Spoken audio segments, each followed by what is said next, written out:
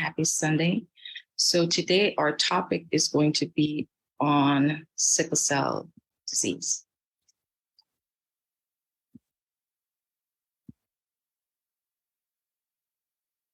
As my screen loads.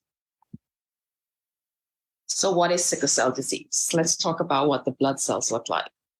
So to the left of my screen, this is what a normal red blood cell look like. When someone has sickle cell, this is what the cells look like. They're defective, okay?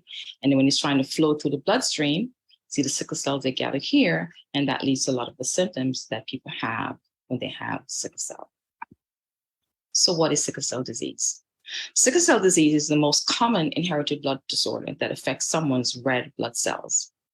So your normal red blood cells are round and flexible. In sickle cell disease, there's an abnormal form of hemoglobin called hemoglobin S. This changes the shape of the red blood cells to a crescent shape and causes red blood cells to become rigid, lack flexibility, and stick together. This can block blood flow, preventing oxygen from getting to the vital organs and tissues throughout your body. Sickle-shaped cells don't last as long as normal-shaped red blood cells, causing a constant shortage of red blood cells and leading to anemia. Sickle cell disease is a lifelong condition.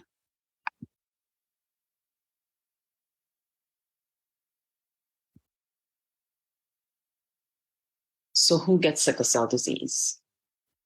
1 out of 365 African-American children are born in the US today with sickle cell disease. And 1 out of 12 African-American has sickle cell trait. There are also other nationalities, and I will go over that. So I think I missed a slide, but it is very common, not only in the African-American population, but also in our Hispanic populations. So what are the types of sickle cell disease? There are 3 different types, actually. So hemoglobin SC or HbSC is a mild to moderate form of sickle cell disease and affects about 25% of people with the disease. The next one is the hemoglobin HbS, beta-thalassemia. People with this form of inherited hemoglobin S gene from one parent alone.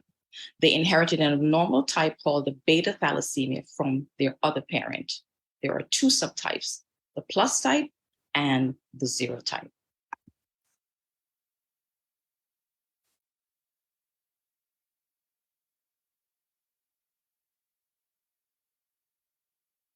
The third one is hemoglobin SS. Hemoglobin SS is a severe form affecting 65% of people who have sickle cell disease. People with this form inherited 1 gene encoded with hemoglobin S from each parent. Most or all your hemoglobin is abnormal, causing chronic anemia when you have this one. So what's the difference between sickle cell anemia and sickle cell disease? Sickle cell disease is an umbrella term for many different types of sickle cell disorders. People who have sickle cell trait inherited by a hemoglobin S gene from one parent, again, as I stated, and they inherited a normal gene from the other parent. They can pass an abnormal gene to each of their children. Rarely, severe dehydration or intense physical activity can lead to serious health issues in people with sickle cell trait. So what are some of the complications? Many of you may have heard a lot of people with sickle cell talk about these. So pain. Pain is the most common complication of sickle cell disease. Then there's anemia, where the blood cells die early with sickle cell disease, which can lead to anemia.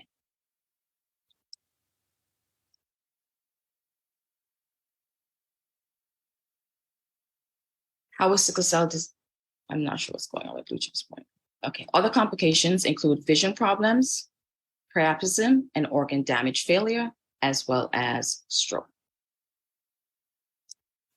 So how is sickle cell disease, and is there a cure? In most places, hospitals test all babies for sickle cell disease as part of a routine newborn screening. And if that's not being done, you might want to ask for that. Your healthcare provider can also diagnose sickle cell disease before your baby is born using prenatal testing. These tests include chorionic villus sampling and amniocentesis. A bone marrow transplant or stem cell transplant can cure sickle cell disease. The transplant requires a donor whose healthy genetic match, such as a sibling. In this procedure, you receive healthy marrow from the donor. However, about 18% of people with sickle cell disease have a compatible donor. In addition, there are risks and complications involved with a transplant. So what are the treatments for sickle cell disease? Sickle cell disease treatment includes medications, transfusions, blood and marrow transplant, and gene therapy. Sickle cell disease treatment may begin with antibiotics for newborns with severe sickle cell disease, which receive antibiotics twice a day until they're about 5 years old to prevent any kind of infection because they're at risk for that. So are there support groups? Plenty of support groups that are available.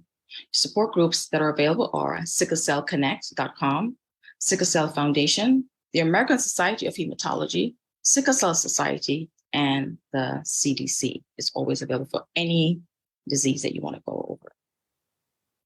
So just a reminder, just a recap, sickle cell disease is a lifelong condition. While there's a cure available, stem cell transplants aren't always available and come with many risks.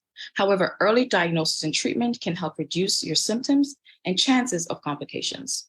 With ongoing care, you can go on to lead a full, active life. Many people with sickle cell disease have healthy pregnancies, but the risks are also higher. Sickle cell disease can increase the risk of high blood pressure, blood clots, miscarriage, low birth weight, and premature birth. I want to give special acknowledgement to Sickle Cell Connect, Sickle Cell Foundation, cdc.gov, and the Cleveland Clinic for the information that I've provided to you today. Should you have any questions, please join me in the Zoom room. I'll be happy to answer them for you. God bless you and enjoy the rest of the service.